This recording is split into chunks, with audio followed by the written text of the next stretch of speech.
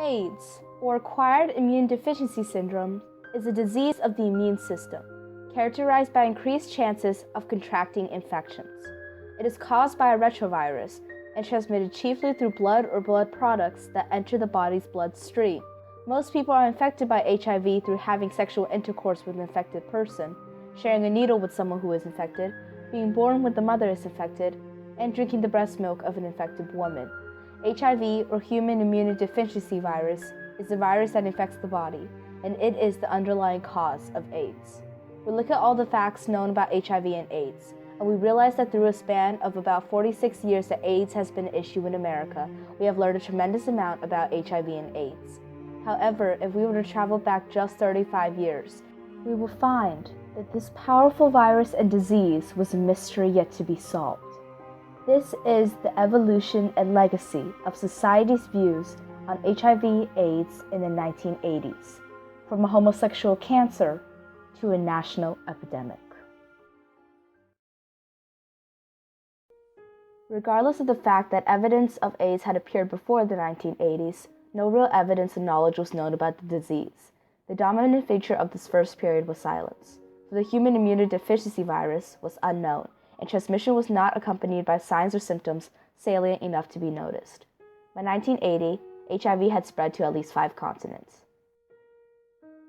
By March of 1981, Kaposi sarcoma, a rare form of cancer that usually appeared in older people, was discovered in 8 severe forms among young gay men in New York. At the same time, there was a significant increase in pneumocystis carinii pneumonia, a rare lung infection, in both California and New York, but this increase wasn't noticed until April.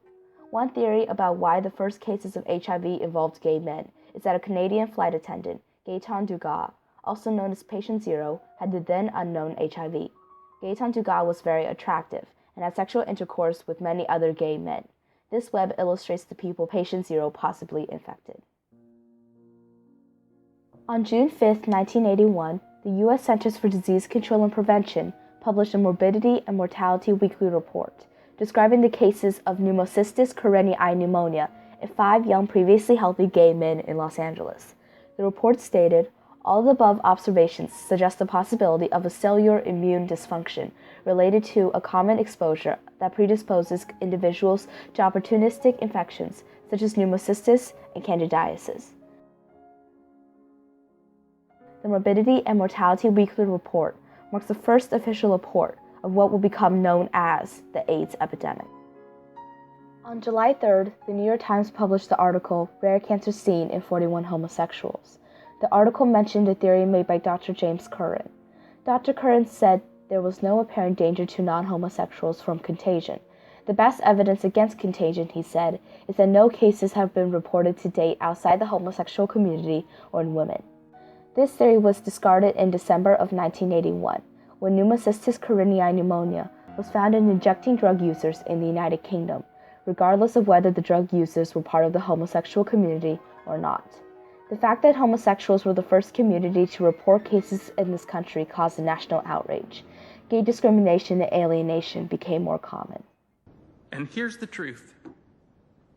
Here's the answer. They just don't like us. The first American AIDS clinic was established in January of 1982 in San Francisco. AIDS, however, did not get its name until September of that year. In January 1983, the Centers for Disease Control and Prevention released an article titled Epidemiologic Notes and Reports Immune Deficiency Among Female Sexual Partners of Males with Acquired Immunodeficiency Syndrome. The article described cases of HIV/AIDS among heterosexual females.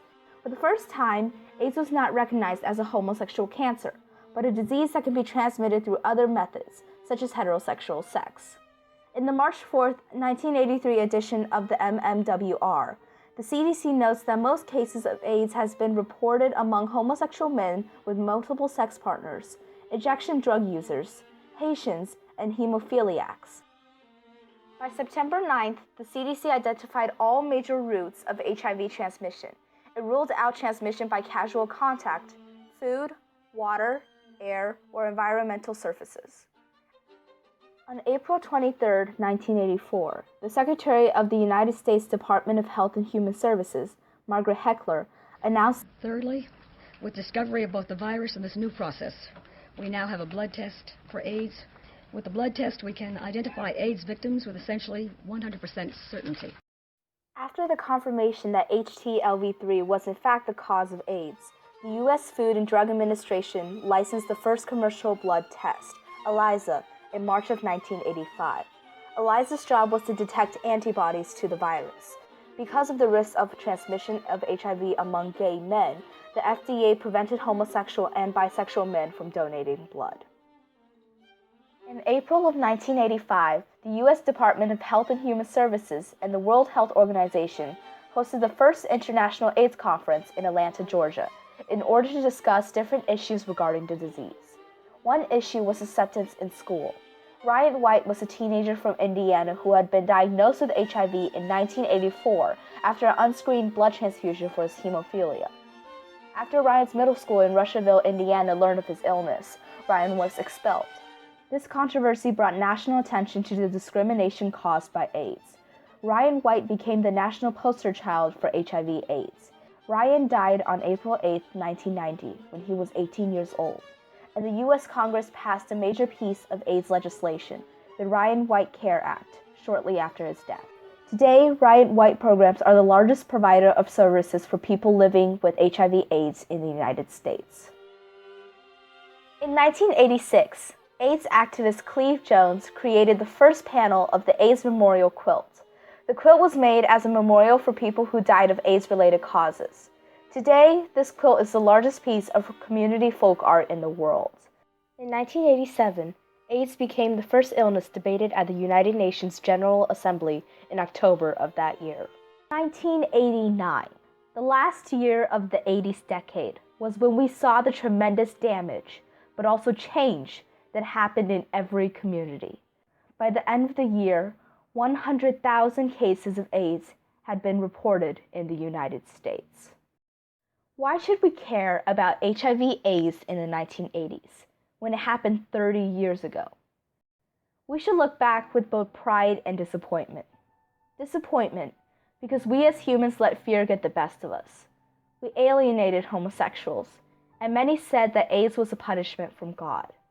And as we learn more and more communities face discrimination. It was fear that expelled Ryan White from middle school. It was fear that caused us to leave the infected in solitude. The FDA ban on homosexual men donating blood was enacted in 1985. It was lifted only last year. And today, you still can't donate blood if you had had sex with someone of your gender within the past year. People today still use AIDS as an excuse for racism and homophobia. It was a time so dramatic that so many movies, plays, dramas, and books were made, and still are being made, on the foundation of the discrimination that started because of this disease. Many still have the mindset that as long as something doesn't affect them personally, that they can just ignore it and not help whoever is struggling. But we should also look at the 1980s with pride. Pride in all of our accomplishments, our discoveries, our advances. Today, there are numerous fundraisers, multiple worldwide organizations, advanced medical technology, many outspoken activists, and so much more. World AIDS Day, which was established in 1988, is brought to international attention today. We developed the ELISA blood test. We found that HIV was the cause of AIDS. We increased screenings of our blood supplies. We learned about other transmission methods. We should be proud that we as humans have learned a lesson from the 1980s. We learned to judge people not for a disease or their sexual preferences. We learned to help others in need instead of ignoring them. And most of all, we learned the lesson that everyone should stand together in times of difficulty. The 1980s was the time when AIDS moved from a homosexual cancer to a national epidemic.